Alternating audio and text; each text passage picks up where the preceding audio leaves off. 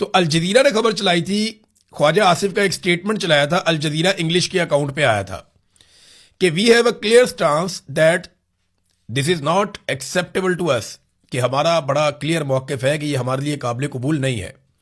Pakistani defence minister Khawaja Asif says that he does not believe that Islamabad should join the Abraham accord normalising relations with Israel reports Indian media.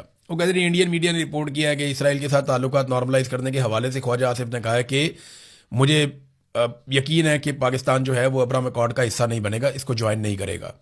یہ خواجہ آصف نے کہا. اچھا، اب جناب Al Jazeera کی تردید بھی آ گئی.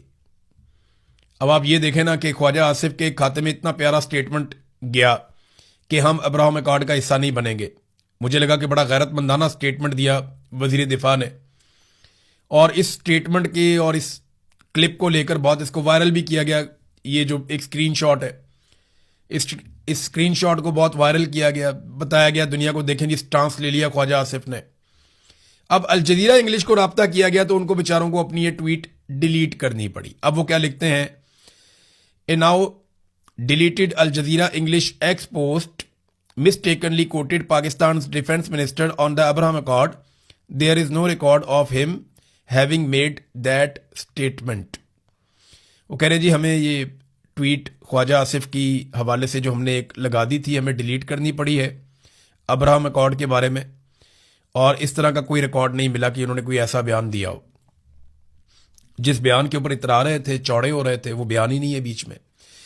تو میرے خیال میں پاکستان کے وزیر اعظم کو، پاکستان کے وزیر خارجہ کو، نواز شریف کو، آصف علی زرداری کو، بلاول زرداری کو، مریم نواز کو، ان سب کو بہت شوق ہے نا سٹیٹمنٹس دینے کا.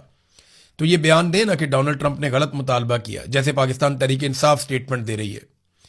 اب یہ فیصلہ کہ پاکستان نے کیا جوائن کرنا اور کیا نہیں کرنا، یہ فیصلہ ڈونلڈ ٹرمپ یا عاصم منیر تو نہیں کریں گے نا. یہ فیصلہ تو پاکستان کرے گا، پاکستان کے عوام یا ان کی منتخب حکومت کرے گی. اب عوام کی منتخب حکومت تو ہے نہیں، تو جو حکومت ہے کم سے کم وہ آگے بڑھ کے سٹیٹمنٹ دے. لیکن جو شخص اس حکومت کو لے کر آیا، اس شخص کی منشا کے بغیر تو، اس کی مرضی کے بغیر تو یہ ہلتے بھی نہیں ہے، تو سٹیٹمنٹ کیسے دیں گے؟